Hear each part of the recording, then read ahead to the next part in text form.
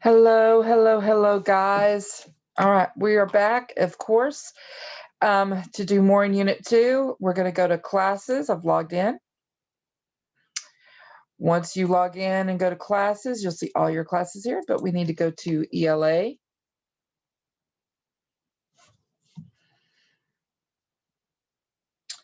Be sure that you are checking out the calendar. Of course, this will be updated for next week. And be checking out my newsletter. You can scroll down right there and view what we have been working on, what we're working on currently, and of course, what is kind of coming up in the future.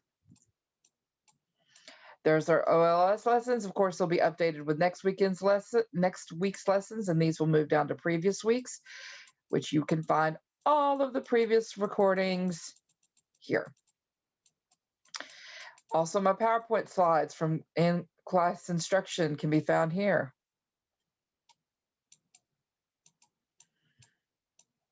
And my orientation video, as always, and other important resources such as the 6th grade link tree, login for USA Test Prep, MobyMax, Big Library, Big Universal Library. And if you're still needing help, you can come see me at Open Office. And there's all my contact information. Okay, but let's get to it. So the best place to go, let me first go to view as a student. So it looks just like yours.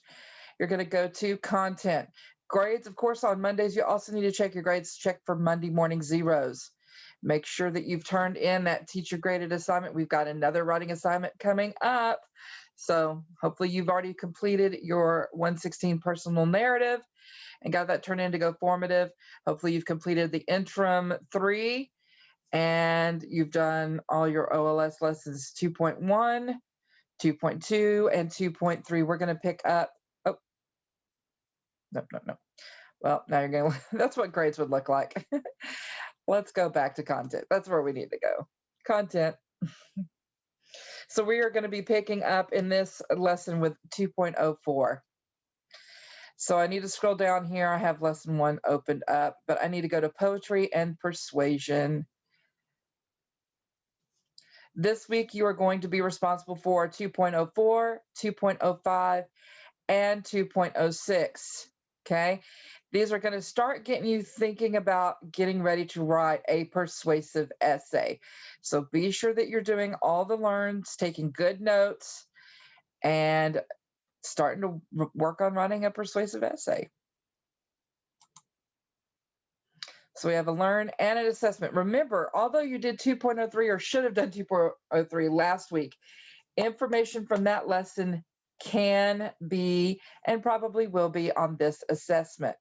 Okay, so be sure that you pull all of that stuff, that notes and stuff that you took from that before doing this one. So here we have 2.04, and it's quite lengthy, it looks like. So let's get started. I always start with the lesson introduction.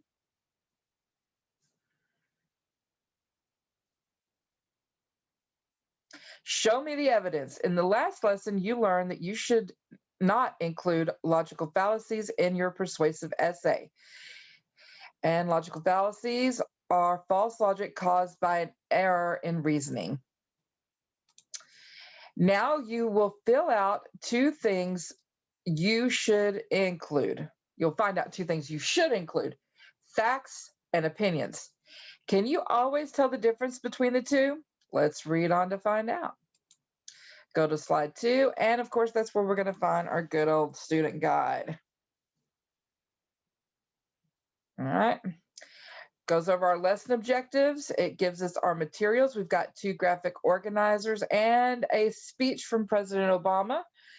We've got the vocabulary, conclusion, the final paragraph of an essay, evidence, a specific detail such as a fact or expert opinion that supports a reason, fact, a statement that can be proven true, logical fallacy, it's false logic caused by an error in reasoning, Opinion, a statement or of belief that cannot be proven true, the opposite of a fact. Reason, a statement that explains why something is or why it should be. Supporting details, the sentences that give information about the main idea or topic sentence. Thesis statement, the sentence that states the main idea of an essay. And that just kind of gives an overview.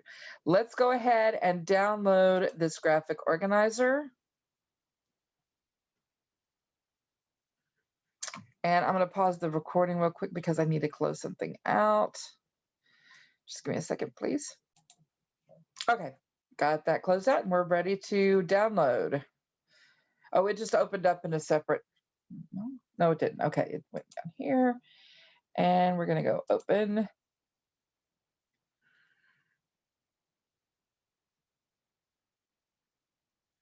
Okay, and always you have to push this enable editing to get that yellow bar to go away so that you can start typing.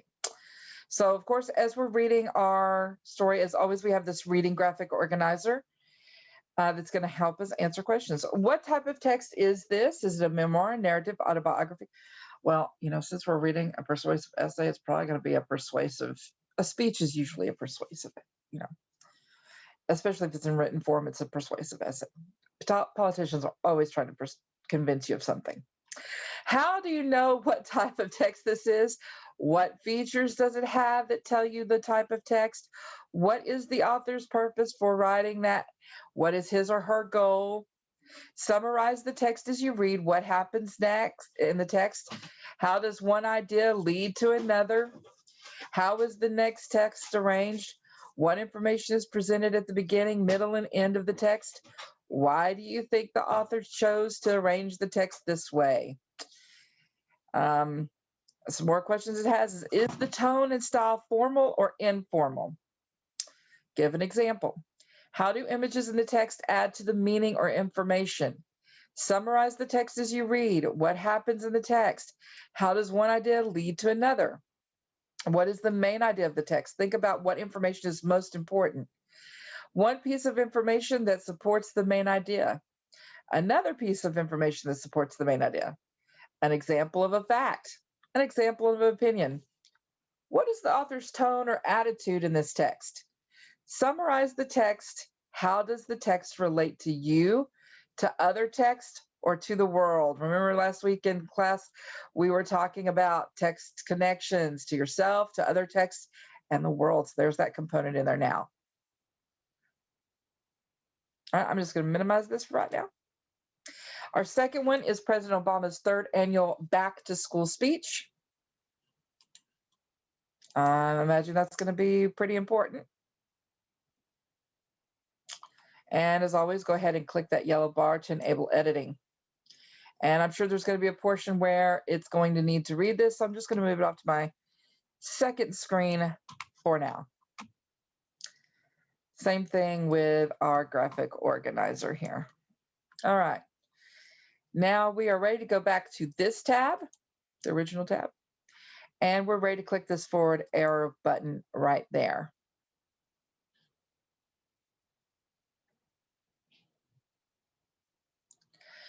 Show me the evidence. 1, facts and opinions. You probably already know that a fact is a statement that can be proven, whereas an opinion is a statement that expresses someone's views or feelings. In persuasive essays, both facts and opinions have a place. The thesis statement, which is the sentence that states the main idea of an essay. Reasons, a statement that explains why something is or why it should be. And conclusion, the final paragraph of an essay, are often opinions. The details that support these opinions should be facts. For example, the supporting detail from the essay, "A cat is not a can of soup," is a fact. So supporting detail is the sentence that gives information about the main idea or topic sentence. If you doubt the statistic, you can prove that it is either true or false by doing research. According to Tony, 25% of cats and dogs are undoubtedly purebreds.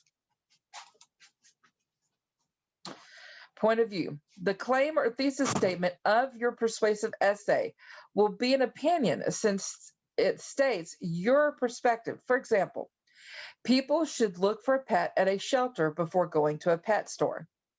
Like this statement from Karen's essay, many or all of your reasons may be opinions. Again, reasons are a statement that explains why something is or should be. The animals received excellent care at a shelter. Although this opinion sounds like a fact, it's not.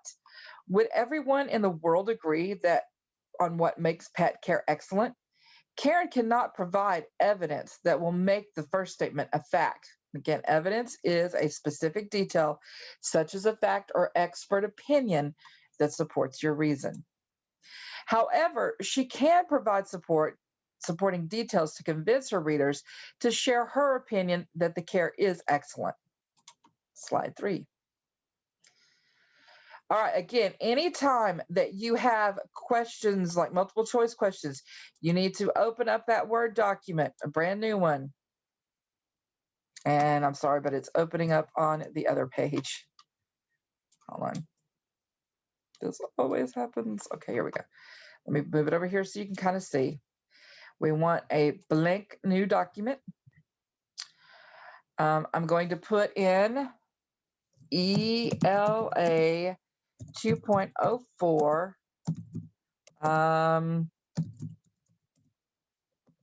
review question. Oh, I cannot talk today. Sorry. Questions. And then we save that. Go ahead and save it as that. A lot of times I put it in there, but it's not doing that right now. And I've got to widen this a little bit or it's not going to let me do it. Okay. LA 2.04 questions. All right. And click save. All right. So that's saved. And I'm going to just put it off to the side. All right. Again, refer to the following two sentences. Which sentence is a fact? Like the Swiss Family Robinson, this book is about a family that is a castaway on an island. B, if you like the Swiss Family Robinson, you're sure to like this book. Which one is a fact? Now, I'm going to pick the wrong one so you see what it's like when you pick the wrong one. Check. Oh, no, it's wrong. Usually they give you a chance to redo it, but I guess since this one is only 50-50 chance, they don't. But it does say keep trying. So now I can check. There we go. All right. And again, I would copy the question. So right click, copy, bring this over here. I like to put a number 1 here. And then I like to right click and I like to paste this way. You can do Control V and Control C and all that, but I like to keep the formatting a certain way. So down here, instead of putting number 2, I'm going to put A for answer, A colon. And then I'm going to put the correct answer. I'm going to highlight that, right click, copy. Come over here, right click, and I like to get on this little clipboard here so that keeps the formatting. And then I'm going to put R for reason, if you're going to put the reason why it's, or explanation or whatever down here, you can copy that. And, oh, see, I did it. I forgot I did the Control V. I'm getting used to using the keyboard tools. There we go, paste this way. All right. And then I'll just backspace. And then I'm ready for number 2. Go to page 4. Which sentence is entirely factual and does not contain any opinions? A, this book was first published in 1957 and continues to be reprinted year after year. Or B, although this book was first published in 1957, it still has meaning for today's readers. All right, again, which sentence is entirely factual? No opinions. Pick your answer. Check it. Copy the question. Definitely copy the correct answer. And then if you want to put the reason for the correct answer, you can also do that. Slide 5. Which of these sentences states only facts? A, most young people don't get as much sleep as they need. This is the conclusion of Dr. Laura Chan of National Sleep Study Center.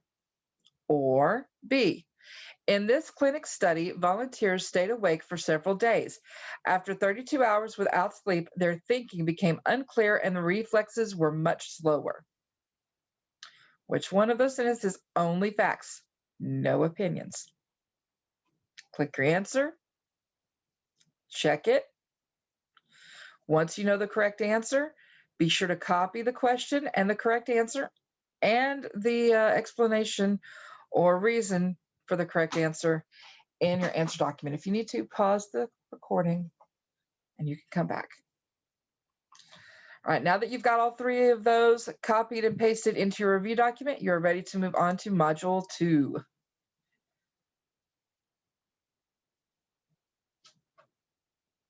Searching for clues. Sometimes we can't figure out whether a statement is an opinion unless we analyze it carefully. However, in other times, we can recognize an opinion right away, thanks to certain clues. Clues are words or phrases that writers use to express opinions. When a writer says, I feel, you know that an opinion is being expressed. Another way to identify opinions is to check for superlatives, words such as best or worst. Sometimes writers tell the reader what to do and use words such as should, need, or must. These words also signal an opinion. Slide 2. Read the sentences. See if you can identify the clue words in each sentence. Then select the View Clue Words button to review. If you have identified all the key words and phrases, I believe that more people should make use of community colleges. I think the funds should be used to fix up the downtown area. Apartment dwellers, in my opinion, should not own large dogs. Oh, so we should do them in each one. I get it now. Let me back up here. Okay, so we're going to read this sentence, and I want you to think and see if you can come up with the key words. I believe that more people should make use of community colleges. See if you can pick out the keywords there. Maybe write them down on a piece of scratch paper. Sentence 2. I think that the funds should be used to fix up the downtown area. Write down your keywords for that sentence. Sentence number 3. Apartment dwellers, in my opinion, should not own large dogs. Find your clue words there, write them down. Sentence 4. The plans for the railways are bound to fail, if you ask me.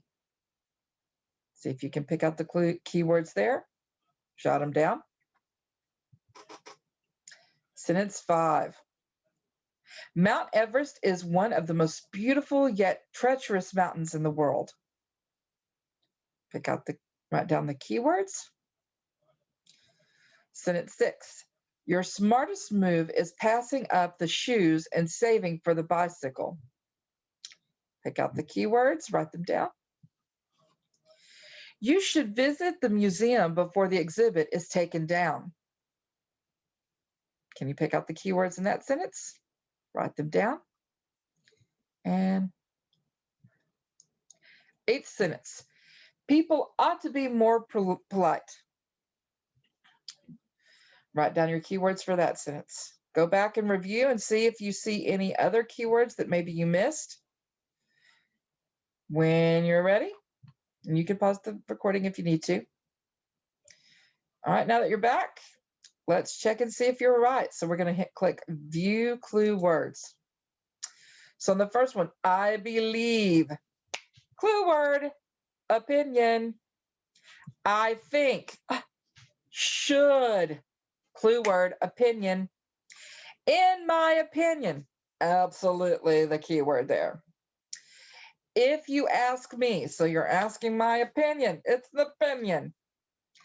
Most beautiful, yet most treacherous. Okay, they're talking about how something looks. Beauty is in the eye of the beholder. Opinion. Smartest. Totally an opinion. Should. Again, opinion. ought to. They're telling me what should be. So, opinion. All right, now y'all are ready for module 3.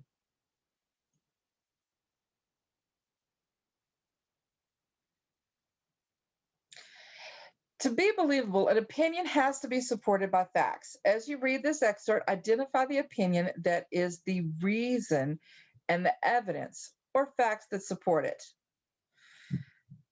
Select the buttons to highlight the different parts of the paragraph. A great benefit that might surprise you is that you can get pets that you would otherwise pay a lot of money for. A family friend wanted only a purebred dog, so he refused to go to the shelter. Instead, he paid hundreds of dollars to a breeder. According to Tony, 25% of the cats and dogs there are undoubtedly purebreds. All that someone needs to pay for is the cost of their vaccinations and neutering. So what are we looking for here? We're looking for reasons, that's evidence. So look for opinions. Can you find the opinions in here?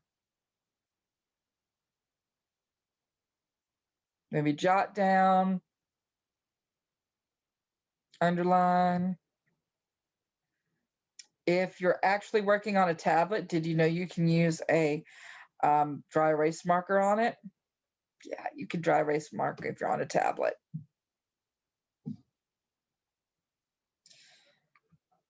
All right, let's see if you were right.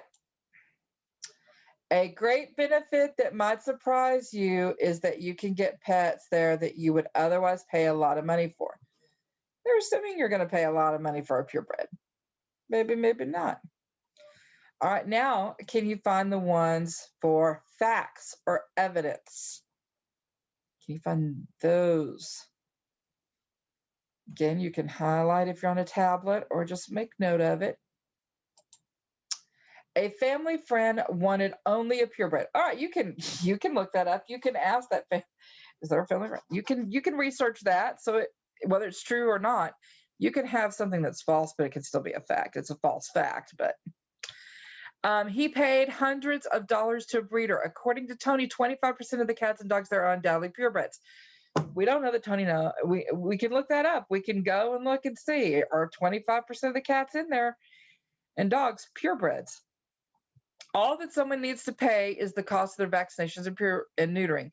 So again, you can go to that shelter and see, is that the only cost you have to pay? So because you can research it, whether it's true or not, the fact that you can research it makes it a fact. All right, are we on module 2? We're on 2. Yeah, we got to go to slide 2. The first sentence of the paragraph expresses opinion or reason. And again, if you want to go back, take a screenshot of that previous one, I highly recommend it. Maybe even copy and paste it into your document with the highlighted stuff. The first sentence of the paragraph expresses opinion or reason. Select button to see the facts that support the opinion. All right. The area abounds with interesting things for tourists to see and do. There's something to appeal to everyone. For museum fans, the large Natural History Museum has many exhibits on regional geography and wildlife. Some people prefer the wildlife alive. For them, Three Sisters State Park offers 4 ranger-led hikes through the woods daily. Active people will find plenty to do too. They can rent horses inside the park, or they can rent kayaks or rowboats at Roosevelt Reservoir. And art lovers are not neglected either. All summer long, there are open-air art shows, dance performances, and concerts of every kind of music from jazz to opera. All right, let's see. Can you find the opinions in this one? Again, highlight, jot down, make note. All right, let's see if you're right. The area abounds with interesting things for tourists to see and do. Notice that a lot of times it starts off with an opinion. Just something you might notice. All right, let's clear it. Now can you find the support for that reason? Okay, the large Natural Museum has many exhibits. So, okay, one of the many things you can do is that for geography and wildlife. Three Sisters State Park offers ranger-led hikes through the woods. That's something else you can do. They can rent a horse and ride inside the park, or they can rent kayaks, rowboats at the Roosevelt Reservoir. Again, something more you can do. And art lovers are not neglected either. All summer long, there are open-air art shows, dance performances, and concerts of all different kinds of musical genres. So again, it lists more and more things that there is due to back up the fact there are things for tourists to see and do. All right, we are ready for module number 4.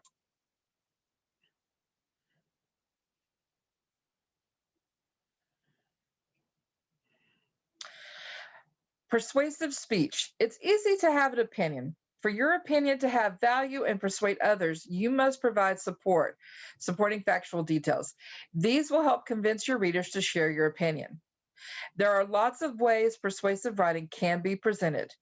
We have already learned about persuasive essays and advertisements. Now let's examine some of the ways persuasive techniques are used in speech. Pay attention as Tyler talks about President Obama's back to school speech. Okay, I'm not going to play the video here. Y'all can do that as you're going in. Remember, it is 2.04, Learn Module 4, where that video can be found. If you need to go find it, go find it. Pause the video here. I'll wait for you. Great, now that you've watched the video and you are back, let's move on.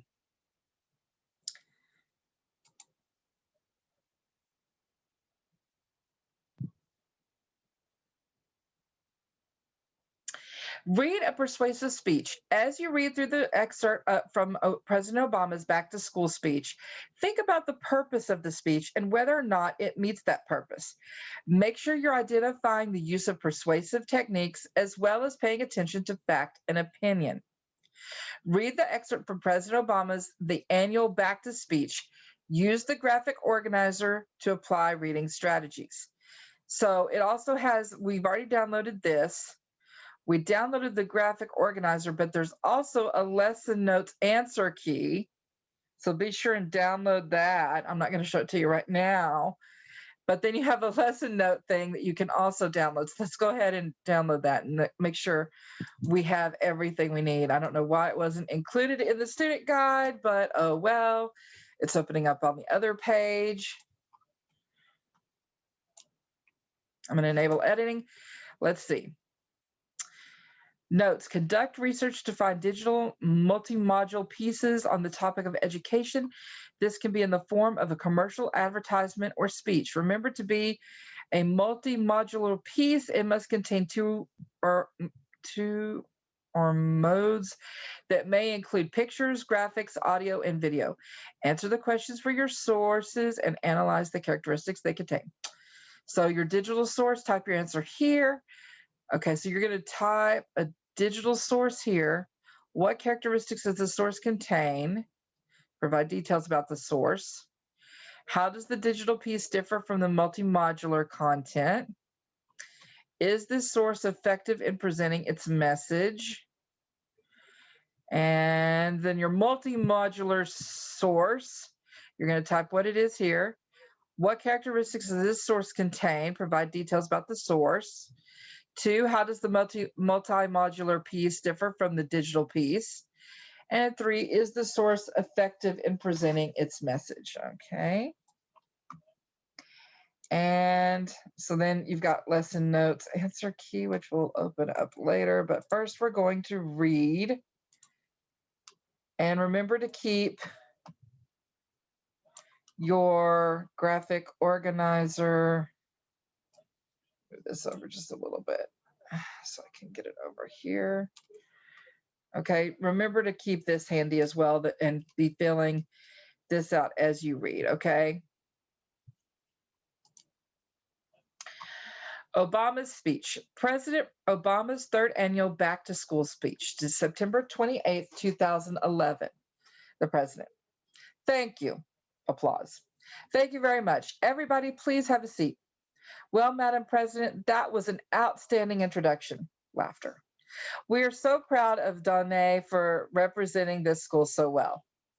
And in addition, I also want to acknowledge your outstanding principal, who has been here 20 years, first as a teacher now is an outstanding principal, Anita Berger. Please give her a big round of applause. I want to acknowledge as well, Mayor Gray is here. The mayor of Washington, D.C. is here. Please give him a big round of applause. And I also want to thank somebody who is still going down in history as one of the first secretaries of education that one of the finest secretaries of education that we've ever had. Arnie Duncan is here. Now, it is great to be here at Benjamin Benneker High School, one of the best high schools, not only in Washington, D.C., but one of the best schools in the country. Now we've also got students turning in from across America. And so I want to welcome you all to the new school year. Although I know that many of you already had been in school for a while, I know that here at Benneker, you have been back at school for a few weeks now. So everything is starting to settle in, just like for all of your peers across the country. The fall sports season is underway. Musicals and marching band routines are starting to shape up, I believe. And your first big test and projects are probably just around the corner. I know you've also got a great deal going on outside of school. Your circle of friends might be changing a little bit. Issues that used to stay confined to hallways or locker rooms are now finding their ways onto Facebook and Twitter. Some of your families might also be feeling the strain of the economy. As many of you know, we're going through one of the toughest economic times that we've gone through in our lifetime, in my lifetime. Your lifetime hasn't been that long. And so, as a consequence, you might have to pick up an after school job to help out your family. Or maybe you're babysitting for a younger sibling because mom or dad is working an extra shift. So, all of you have a lot on your plates. You guys are growing up faster and interacting with a wider world in a way that old folks like me, frankly, just don't have to. So, today, I don't want to be just another adult who stands up and lectures you like you're just kids, because you're not just kids. You're this country's future. You're young leaders, and whether we fall behind or race ahead as a nation is going to depend in large part on you. So I want to talk to you a little bit about meeting that responsibility. It starts, obviously, with being the best students that you can be. Now, that doesn't always mean that you have to have a perfect score on every assignment. It doesn't mean that you've got to get straight A's all the time, although that's not a bad goal to have. It means that you have to stay at it. You have to be determined and you have to persevere. It means you've got to work as hard as you know how to work. And it means that you've got to take some task once in a while. You can't avoid the class that you think might be hard because you're worried about getting you're worried about getting the best grade if if that's a subject that you think you need to prepare for your future. You've got to wonder. You've got to question, you've got to explore. And every once in a while, you need to color outside of the lines. That's what school is for discovering new passions, acquiring new skills, making use of this incredible time that you have to prepare yourselves and give yourselves the skills that you're going to need to pursue the kinds of careers that you want. And that's why, when you're still a student, you can explore a range of possibilities. 1 hour, you can be an artist, the next, an author, the next, a scientist, or a historian, or a carpenter. This is the time where you can try out new interests and test new ideas. And the more you do, the sooner you'll figure out what makes you come alive, what stirs you, what makes you excited, the career that you want to pursue. Now, if you promise not to tell anybody, I'll let you in on a little secret. I was not always the very best student that I could be when I was in high school, and certainly not when I was in middle school. I did not love every class I took. I wasn't always paying attention the way I should have. I remember when I was in eighth grade, I had to take a class called ethics. Now, ethics is about right and wrong. But if you'd ask me what my favorite subject was back in eighth grade, it was basketball. I don't think ethics would have made it on the list. But here's the interesting thing. I still remember that ethics class all these years later. I remember the way it made me think.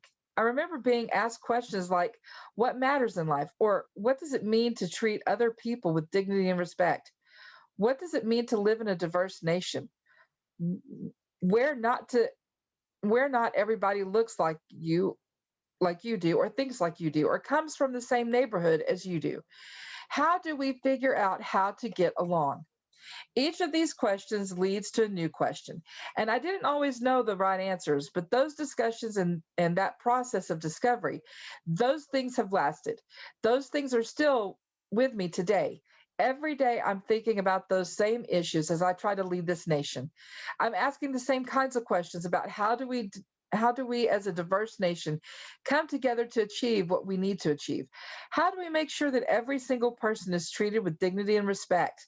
What responsibilities do we have to people who are less fortunate than we are? How do we make sure that everybody is included in this family of Americans? Those are all questions that date back to this class that I took in 8th grade. And here's the thing, I still don't always know the answers to all the questions. But if I'd had just tuned out because the class sounded boring, I might have missed out on something that not only did I turn out enjoying, but has ended up serving me in good stead for the rest of my life. Good. So that's the part of your responsibility is to test out, take risk, try new things, work hard. Don't be embarrassed if you're not good at something right now. You're not supposed to be good at everything right away. That's why you're in school. The idea, though, is that you keep on expanding your horizons and your sense of possibility. Now is the time for you to do that. And those are also, by the way, the things that will make school more fun. Down the road, those will be the traits that will help you succeed as well. The traits that will lead you to invent a device that makes an iPad look like a stone tablet, or you figure out what will help people figure out a way to use the sun and the wind to power a city and give us new energy source that are less polluting. Or maybe you'll write the next great American novel.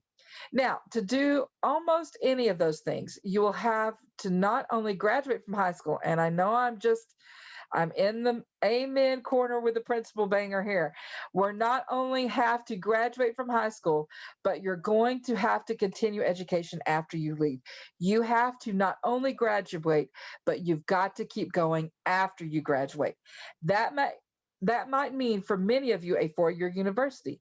I was just talking to Donneo, and she wants to be an architect, and she's interning with a architectural firm, and she's already got her sights set on what school she wants to go to.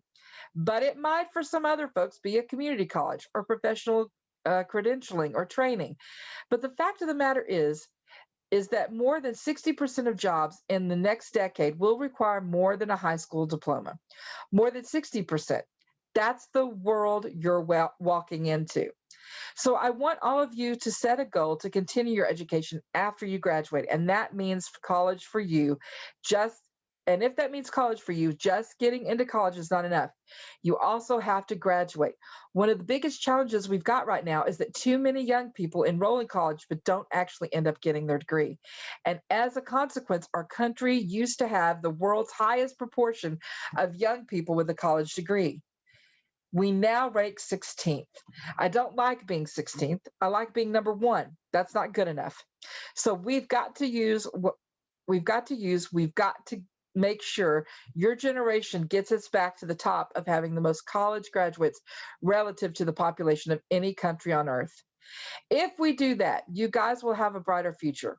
And so will America. We'll be able to make sure the newest inventions and the latest breakthroughs happen right here in the United States of America. It will mean better jobs and more fulfilling lives and greater opportunities, not only for you, but also for your kids. So I don't want anyone who's listening here today to think that you're done when you finish high school. You're not done learning. In fact, what's happening in today's economy is it's all about lifelong learning. You have to constantly upgrade your skills and find new ways of doing things. Even if college isn't for you, even if a 4-year college isn't for you, you're still going to have to get more education after you get out of school. You've got to start expecting big things from yourself right now. I know that may sound a little intimidating, and some of you may be wondering how you can pay for college, or you might not know what you want to do with your life yet. And that's okay. Nobody expects you to have your entire future mapped out this at this point. And we don't expect you to have to make it on your own. First of all, you've got wonderful parents who love you to death and want you to have a lot more opportunity than they ever had. Which, by the way, means don't give them a hard time when they ask you to turn off the video games, turn off the TV, and do some homework. You need to be listening to them. I speak from experience because that's what I've been telling Malia and Sasha. Don't be mad at me about it because we're thinking about your future. You've also got people all across the country, including myself and Arnie, and people at every level of government who are working on your behalf. We're taking every step we can to ensure that you're getting an education system that is worthy of your potential. We're working to make sure that you have the most up-to-date schools with the latest tools of learning. We're making sure that this country's colleges and universities are affordable and accessible to you. We're working to get the best class teachers into the classrooms as well, so they can help you prepare for college and a future career. Let me say something about teachers, by the way. Teachers are the men and women who might be working harder than just about anybody these days. Whether you go to a big school or a small one, whether you attend a public or private charter school, your teachers are giving up their weekends. They're waking up at dawn. They're cramming their days full of classes and extracurricular activities. And then they're going home, eating some dinner, and then they've got to stay up sometimes past midnight, grading your papers and correcting your grammar and making sure you got that algebra formula properly. And they don't do it for a fancy office. They don't. They sure don't do it for the big salary. They do it for you. They do it because nothing gives them more satisfaction than seeing you learn. They live for those moments when something clicks, when you realize, when you amaze them with your intellect or your vocabulary, or they see what kind of person you're becoming, and they're proud of you. And they say, I had something to do with that wonderful young person who is going to succeed. They have confidence in you that you will be citizens and leaders who will take us into tomorrow. They know you're our future. So your teachers are pouring everything they've got into you, and they're not alone. But I also want to emphasize this with all the challenges that our country is facing right now, we don't just need you for the future. We actually need you now. America needs young people's passion and their ideas. We need your energy right now. I know you're up to it because I've seen it. Nothing inspires me more than knowing that young people all across the country are already making their marks. They're not waiting, they're making a difference now. There are students like Will Kim from Fairmont, California, who launched a nonprofit that gives loans to students from low income schools who want to start their own business. Think about that. So he's giving loans to other students. He set up a non for profit. He is raising money doing what he loves through dodgeball tournaments and capture the flag games.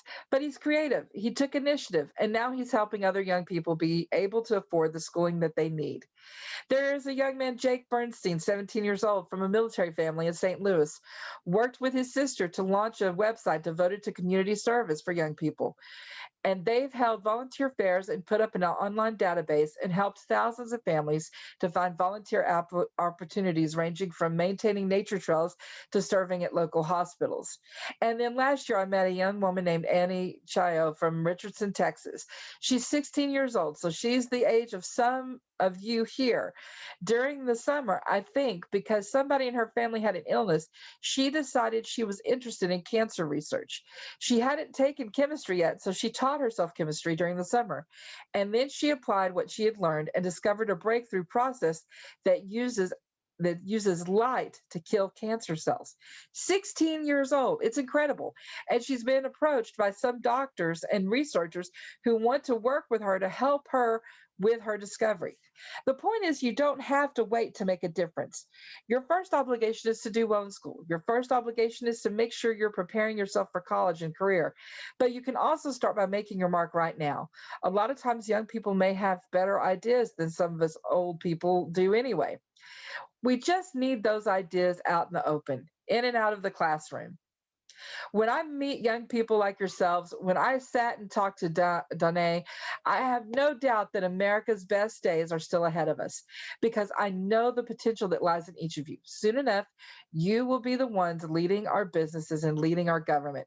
You will be the one who are making sure that the next generation gets what they need to succeed.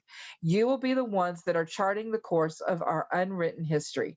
And all that starts right now, starts this year. So I want all of you who are listening, as well as everyone here at Beneker, I want you to make the most of the year that's ahead of you. I want you to think of this time as one in which you are loading up with information and skills, and you're trying new things, and you're practicing, and you're owning, and you're honing all the things that you're going to need to do great things when you get out of school. Your country is depending on you, so set your sights high. Have a great school year. Let's get to work. Thank you very much, everybody. God bless you. God bless the United States of America. All right. So as we're doing that, you can go back and take some time to fill out this graphic organizer. Once you've kind of filled out with your ideas, you are ready to move forward. If you need to stop the recording right now, take some time to do that, please do so.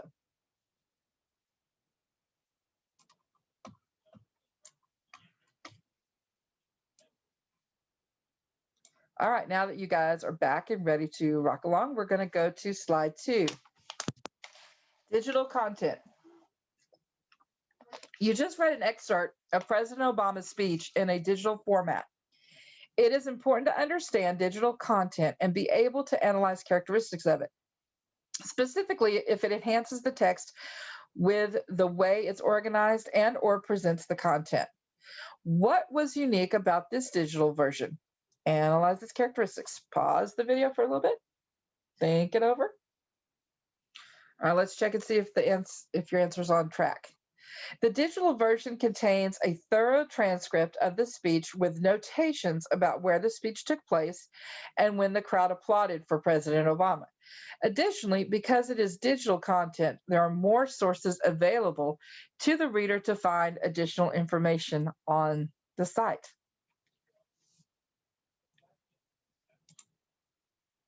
Slide 3. Multimodal content. There is another kind of content called multimodal content, which uses 2 or more modes such as print, pictures, graphics, sound, and video. Using multiple modes allows the audience to interact with and interpret content on multiple levels. For example, if a commercial for dog food shows a video of dogs happily playing on the screen, has the voice of a pet presenting information about the product, and includes the text of a customer, reviews, and referrals that flash across the screen, this is considered multimodal. In this example, there are text, pictures, sound, and video. Analyze the characteristics of this example multimodal piece. What does the multimodal version have that makes it effective in presenting its message to the audience? Okay, think about it. The multimodal piece contains video, audio, and text, so it allows the audience to interact with the message in various formats and different levels. Okay, I'm not seeing where there's like examples, but okay. What characteristics would make reading just the text of the commercial different from seeing it in digital and multimodal format? Reading just the text means that there are no images or pictures to accompany the message, which can help increase the audience understanding. Plus, there's no auditory content. Next, you should search the internet for the video version of President Obama's delivering the speech to analyze characteristics that differ from the digital version. Okay, so go Google, find it. Analyze the characteristics of this multimodal speech. What does the multimodal version have that makes it effective in presenting its message to the audience? Okay, I'm going to assume you've Googled it, you watched the speech. Let's see if your answer measures up. The multimodal version contains video and audio, so it allows the audience to see and hear the speech being delivered, and therefore helps the reader to better understand the emotion associated with the speech. Having the audio and video allows the audience to identify patterns of rhythm and motion that exist as Obama presents it. Then you will complete research to find digital and multimodal pieces to analyze. To do this, you must search for media sources with the topic of education. This can be an advertisement, commercial, or speech. For example, you can find an advertisement for a college or speech from a graduation. Remember that to be multimodal, the piece must contain 2 or more modes that may include video, audio, pictures, and sound. Complete your lesson notes. Your teacher may collect this assignment, so use the answer key to assess your work. I'm not collecting this assignment. Do it if you wish for extra practice, especially if you're struggling with understanding this concept of multimodal and how speeches and things like that can persuade. For this, you may use the K-12 or Stride commercial that you see on TV, something educational. Just an idea, throwing it out there. Okay. Once you have completed that, and remember, this is what it looks like. Oh, where is it? Where was that assignment?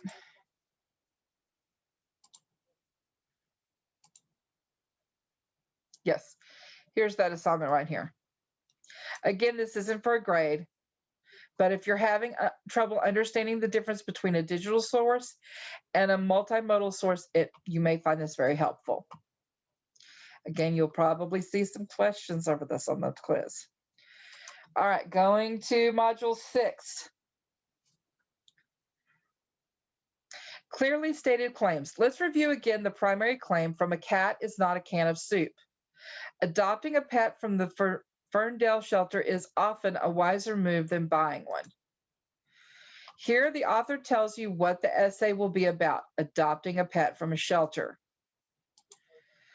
In this part of the claim, the author presents her opinion that pet adoption is often a better idea than purchasing a pet. This statement of position can be easily supported by evidence. This is an example of a clearly stated claim. It is obvious to the reader what the author is trying to accomplish. Here's another example of a clearly stated claim. Separate classes for boys and girls in elementary and middle school will improve the academic success in both genders. This states the topic of the essay. It is clear that the essay will be about separating boys and girls in elementary and middle school classes.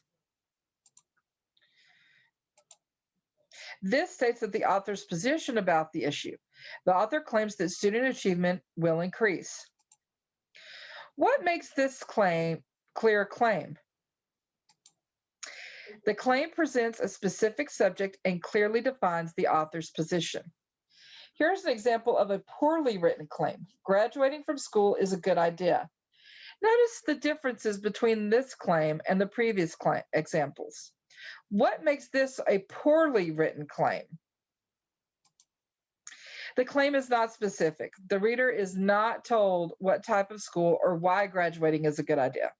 To revise this claim, the author needs to make the subject specific and present a position that can be supported by evidence.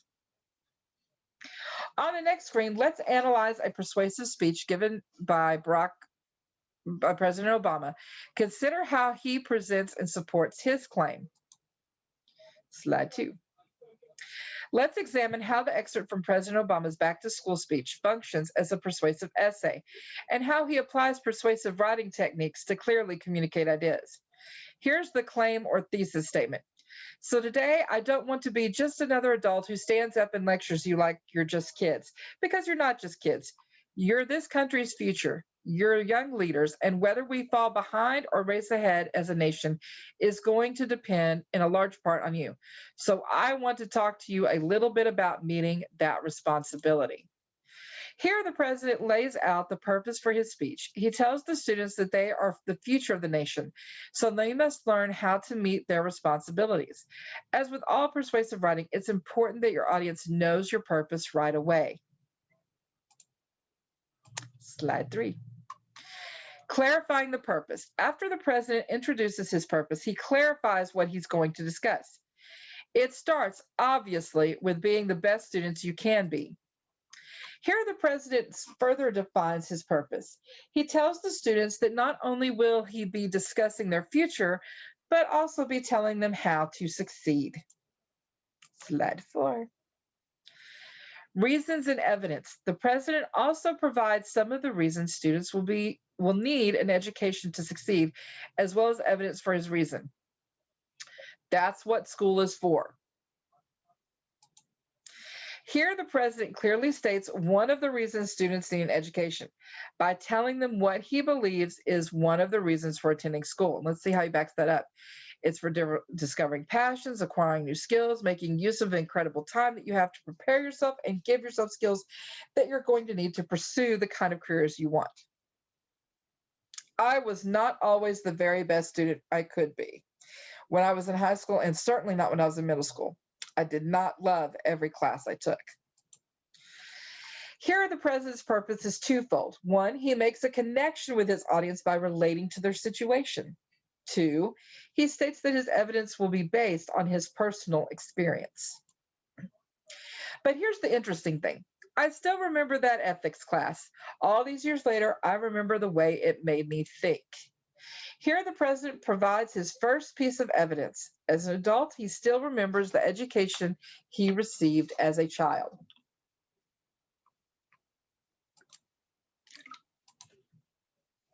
Slide 5. Identifying persuasive techniques. Now it's your turn to practice identifying persuasive techniques used by President Obama in his back to school speech. All right, select the correct persuasive technique used in the following sentence. I want to talk to you about meeting that responsibility. Is that the purpose or reason or evidence? All right, let's select an answer. I'm going with purpose. Boop, boop. That's correct. This is an example of the purpose of the speech. So again, in your document, you're going to put a number beside it. You're going to copy the whole question, right? Copy, paste it into, that's not the review document. It looks very similar. They're similar looking.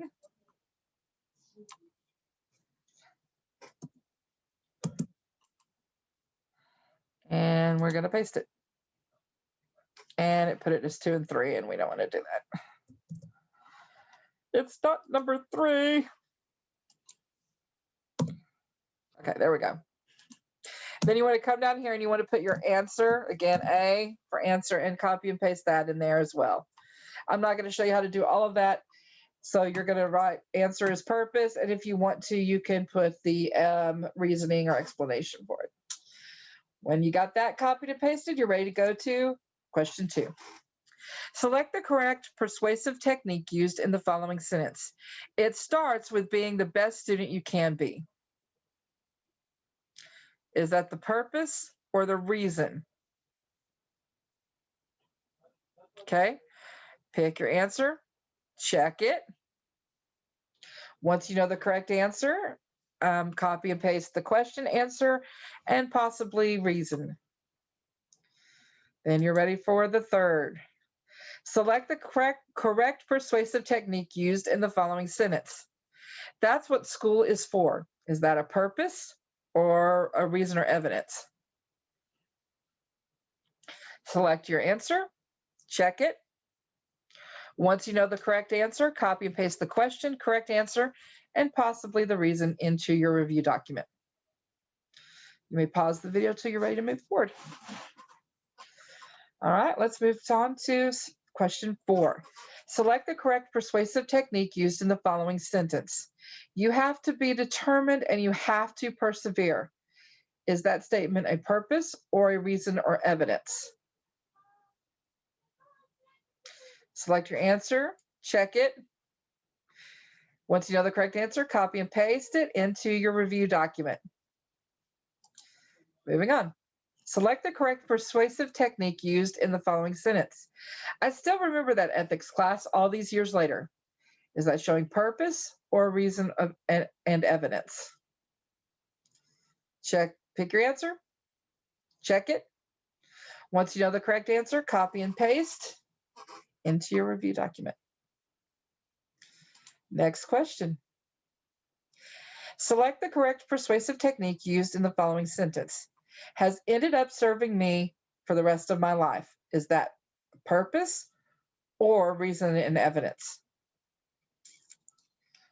Okay. Once you check your answer, once you know the correct answer, copy and paste the question, correct answer, and possibly the reason or explanation for it being correct in your review document. Now we're ready to move on. Select the correct persuasive technique used in the following sentence. You're going to have to continue education after you leave. Is that purpose or reason and evidence? Click your answer, check it. Once you know the correct answer, copy and paste the question, correct answer, and possibly the reason in your review document. Select the correct persuasive technique used in the following sentence. More than 60% of the jobs in the next decade will require, is this a purpose or reason and evidence? Click your answer, check it. Once you know the correct answer, copy the question, correct answer, and explanation in your review document. Select the correct persuasive technique used in the following sentence. Those will be the traits that will help you succeed. Is that a purpose or reason and evidence?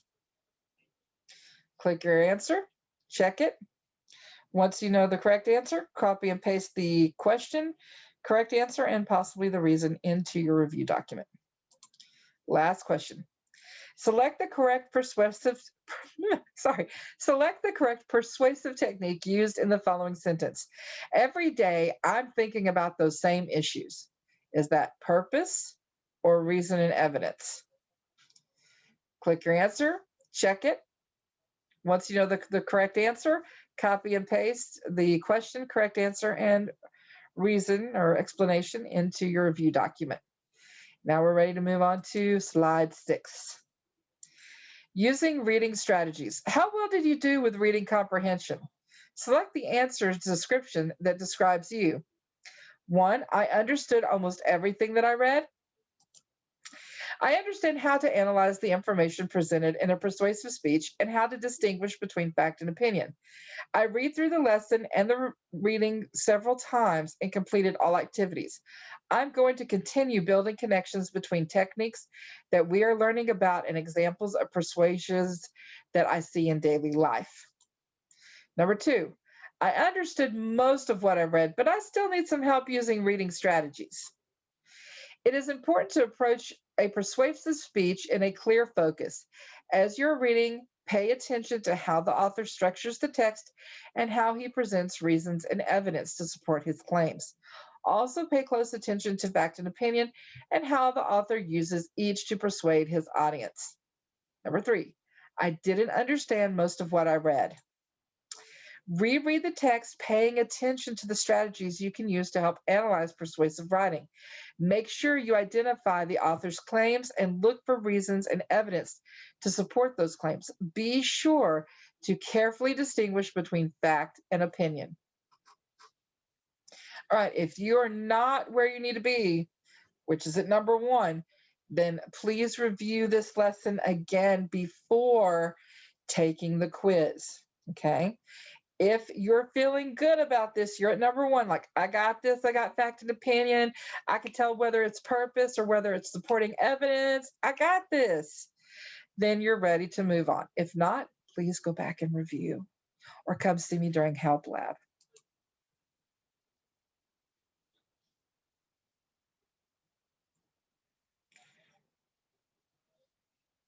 Module 7, vocabulary, all or nothing. Let's examine some words that are built on Greek and Latin roots. Read each word and try to identify the root in each.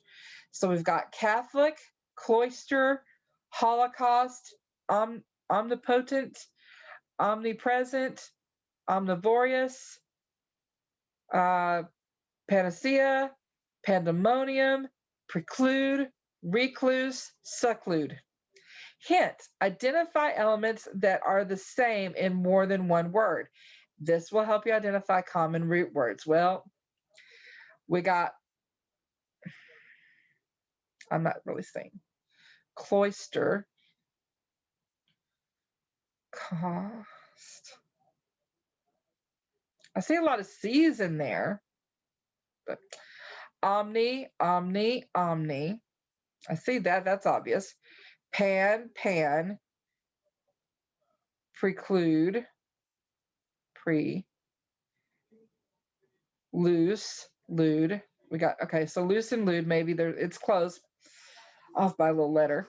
This one up here is still getting me. Catholic, cloister, holocaust. Maybe this OL or LO kind of thing. Maybe that's what's going on there. Let's see. Catholic. His wide range of books reflect his Catholic interests. Okay, it's just using it in a sentence. Cloister. As she took her daily stroll, the cloister provided shelter from the rain. Holocaust. The Holocaust destroyed many ancient trees. Omnipotent. The emperor is omnipotent within the borders of his country. Omnipresent. The holiday music was present in the mall. The holiday music was omnipresent in the. Okay, let's just said it twice. Omnivorous. Unlike rabbits, human beings are omnivores. Or omnivorous. Omnivorous, maybe? I don't know. I'm sure. Technology is not a panacea for society's problems. Pandemonium. With the children yelling and the cat chasing the dog, the house was in a state of pandemonium. Absolutely. Preclude. The fact that she can't swim precludes her from joining the swim team. Recluse. He became a recluse after the constant harassment from photographers and fans. Seclude. The loner chose to live a quiet, secluded life. All right, let's see what we got going on. All right, slide 2. Using Greek and Latin roots. Each of the roots used in the lesson vocabulary can be identified as either all, whole, or close. Let's find definitions for these common Greek and Latin roots. Pan means all. The Greek root pan means all. For example, the word panacea means a cure for all diseases. Doctors no longer describe penicillin as a panacea for all illnesses. Omnis, all. The root omnis is Latin and it also means all. The root omnis can be seen in the word omnivorous. Omnivorous animals eat all types of food. Human beings are omnivorous. Omnivorous. We can eat both meat and vegetables. More Greek and Latin roots. Holos means whole. Holos is the form of the Greek meaning whole. The word Catholic comes from the roots holos, meaning of all things. He had very Catholic taste in food.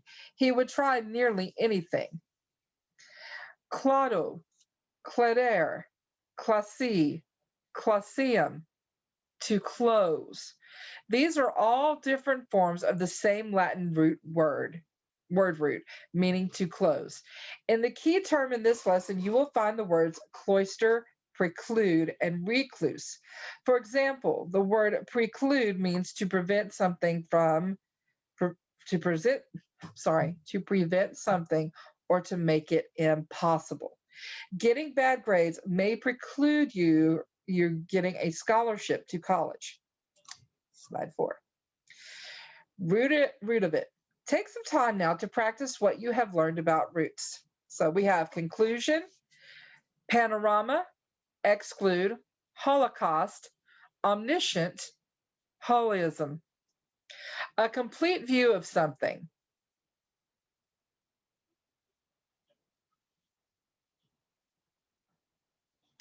Unlimited knowledge, all knowing.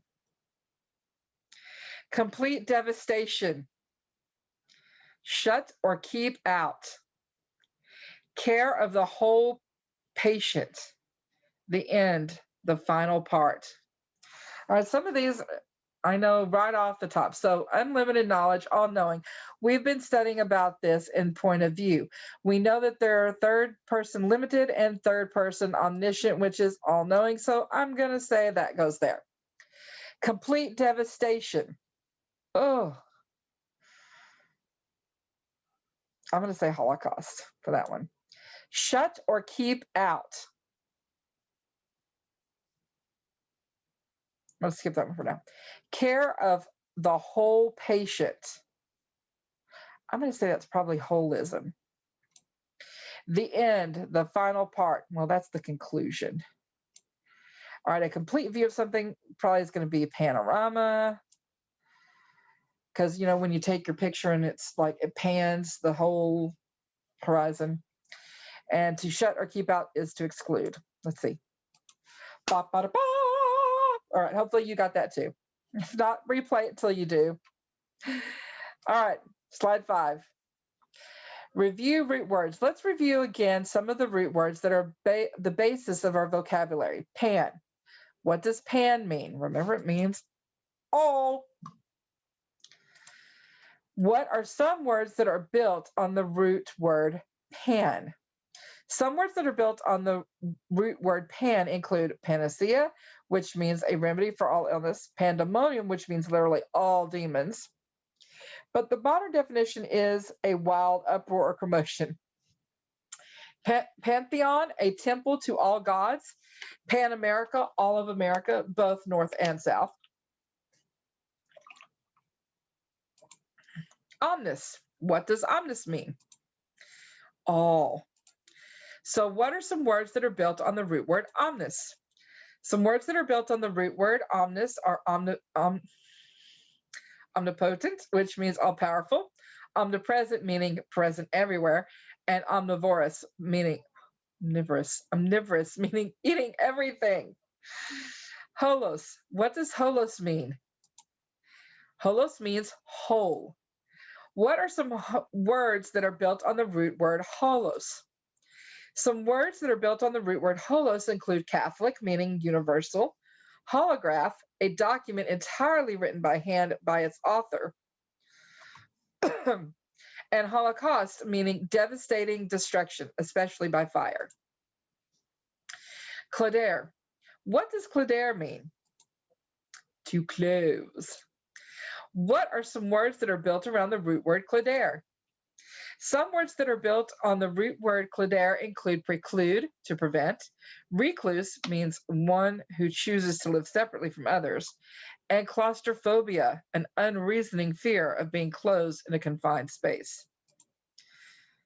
Slide 6. Identifying Greek and Latin words. Complete the activity to practice identifying Greek and Latin roots using key vocabulary terms. Again, anytime you see one of these, boop, boop, boop, boop, boop, you need to get your review document ready because you need to copy and paste into it. What is the root meaning to close of the word recluse? A, re, B, use, or C, classy? Pick your answer. Check it. Once you know the correct answer, copy and paste into your review document. Which word is from the Greek root meaning all? A, exclude, B, pandemonium, or C, holocaust? Pick your answer. Check it. Copy and paste into your review document. Based on your understanding of Latin roots, which word means all-powerful? A, Catholic, B, omnipotent, C, cloister. Pick your answer. Check it. Once you know the correct answer, copy and paste the question and correct answer into your review document. What is the meaning of the root word omnipresent? A, all, B, whole, or C, to close? Pick your answer. Check it. Once you know the correct answer, copy and paste the question correct answer into your review document. Which word is from the Latin root meaning to close? A, panacea, B, Catholic, or C, cloister? Pick your answer. Check it. Once you know the correct answer, copy and paste the question correct answer into your review document. Last question. Which word is from the Latin root meaning to close? A, Holocaust, B, seclude, or C, Catholic? Click your answer, check it. Once you know the correct answer, copy and paste the question and correct answer into your review document. All right, before you move on to the next step, pull up all of your review stuff. Pull up everything, the President Obama speech, the cat, the cat is not a can of soup. Pull up that one. Pull up your study guide from both 2.03, your study guide from 2.04. Pull up any graphic organizers you filled out. You can use all of that as as open book test. This is what it is. Once you have all that pulled up and ready to go, click the next arrow button.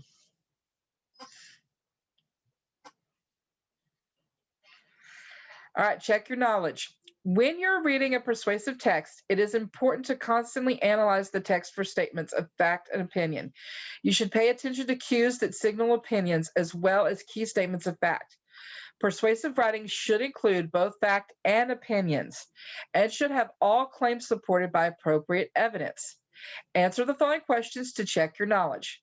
What is the difference between a fact and opinion? Let's see if you're right. A fact is a statement that can be proven. An opinion is a statement that expresses someone's personal thoughts and ideas. Number 2, what are some key words and phrases that indicate an opinion instead of a fact? Let me hear you. Let's check and see if you're on the right track. Words and phrases that signal an opinion include feel, should, best, worst, need to, must, and I believe. Number 3, how can you use Greek and Latin roots to help determine word meanings? Give me your answers. All right, let's see if you were right. By finding the Greek or Latin roots of words, you can determine the definition of words you can determine the definition on which the word is built. Then you can use context clues on your own understanding to discover the meaning of the word. Before you complete the quiz, review your work so far and make sure you've completed all activities. This is also your chance to review. Once you have all those documents up, like I said, then click the arrow and move forward.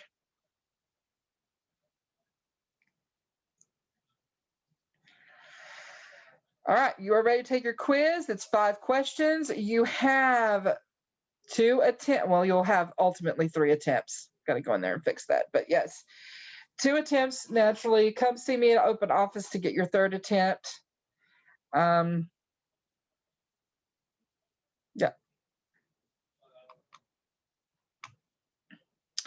And that comes to the end of lesson 2.04. I hope that you guys found that helpful. Let me know if you need any assistance.